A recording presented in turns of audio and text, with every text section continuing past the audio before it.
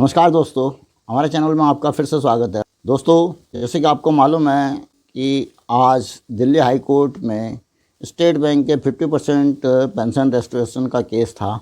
इस केस की सुनवाई आज हुई और वहाँ पर श्री उमेश शर्मा जी भी पहुँचे हुए थे। जैसे कि उन्होंने पहले ही बताया था, उसका मैंने एक वीडियो आज जारी किया था। तो उन्होंने जो मैसेज भेजा है वो मैं आपके सामने रखता हूँ, उससे स्थिति स्पष्ट हो जाएगी। Dear all, Delhi high court 22 जनवरी 2024 WPC 8095 and 9679/2016 GOP versus SBI and 1875/2013 FSBI PA V versus SBI, RBI and Union of India. Our case was taken up. Bank Council placed the status report affidavit of 19 January. Thereafter submitted to the court that bank is inclined to amend the pension regulation only when the petitioner accepts the revised pension prospectively and agree to closure of case. Counsel appearing for GOP protested and had our prayer for pension updation and payment of pension with retrospective effect with interest still remain inconclusive.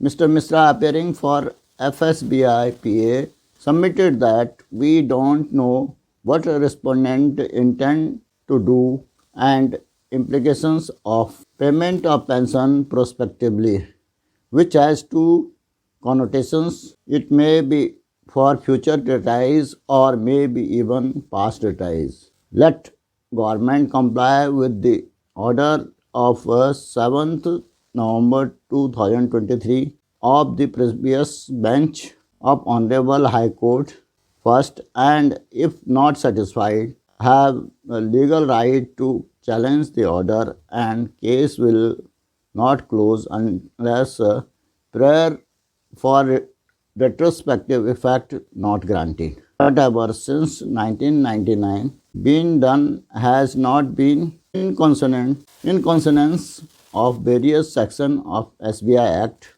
Let this Honorable High Court adjudicate. Honorable High Court agreed and directed the respondent to first issue the Gazette notification, and petitioner have the right to come back to the court with grievance if not satisfied, and case continues. Honorable Court then asks the government counsel how much time it needs, to which he asked for 4 months, but court granted 8 weeks. Next date 2nd May 24 for information Umesh Sharma GOP। दोस्तों, इस message से काफ़ी clear है कि bank द्वारा जो regulation में amendment करना है और नोटिफिकेशन जारी करना है, उसके लिए बैंक के वकील से यह कहा गया था कि पटिशनर अपने इस डिसीजन के बाद ये केस क्लोज कर दें तो तभी बैंक पेंशन रेगुलेशन में अमेंडमेंट करेगा और रिवाइज पेंशन देगा। दोस्तों, जो बैंक की कंडीशन थी वो ना तो लीगली वैलिड है और ना ही एक रैशनल है। तो जो FSBI PA के काउंसिल ने कहा है, पहले ये जजमेंट सेटिस्फाई हो और उसके बाद ही रिस्पोंडेंट क्या एक्शन लेगा, इसके लिए हम कुछ नहीं कह सकते।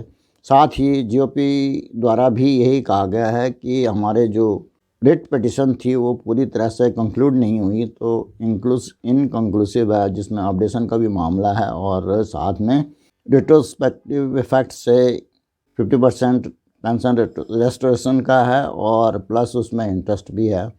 इन सब को ध्यान में रखते हुए कोर्ट ने गवर्नमेंट के काउंसिल को कहा है कि आपको कितना टाइम चाहिए इस ऑर्डर को कंप्लाई करने के लिए। तो उन्होंने ये 4 महीने का समय मांगा, लेकिन कोर्ट ने केवल 8 हफ्ते का टाइम दिया और अगली डेट 5 मई डिसाइड की है। इस तरह से दोस्तों लगता है कि ये केस थोड़ा लिंगर ऑन हो रहा है और शायद ये जो पेमेंट होनी है प्रोस्पेक्टिव डेट से, उसके लिए भी गवर्नमेंट का काउंसिल उसमें अपना जवाब देंगे और वो क्लैरिफाई करेंगे कि क्या पुराने रिटायरीज़ को भी ये लागू होगा या नहीं, या आज के बाद जो रिटायर होंगे उसके ऊपर लागू होगा। लेकिन ये जो डीएफएस का ऑर्डर है वो कोर्ट की जजमेंट की स्पिरिट के अगेंस्ट है। तो इसमें अगर डीएफएस ने फर्दर कोई डिले की तो ऐसा लगता है कि जो पटिशनर हैं उनके पास पिछली जजमेंट के इम्प्लीमेंटेशन के लिए कंटेम्प्ट का भी एक ऑप्शन है।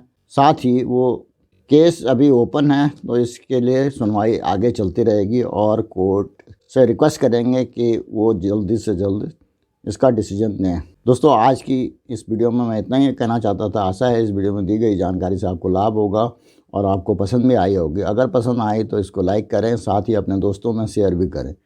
अगर और कोई जानकारी चाहिए तो उसके लिए कमेंट अवश्य करें।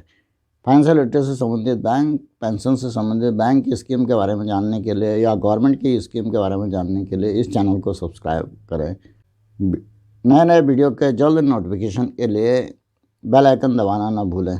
वीडियो को अंत तक देखने के लिए धन्यवाद। जय हिंद, वंदे मातरम।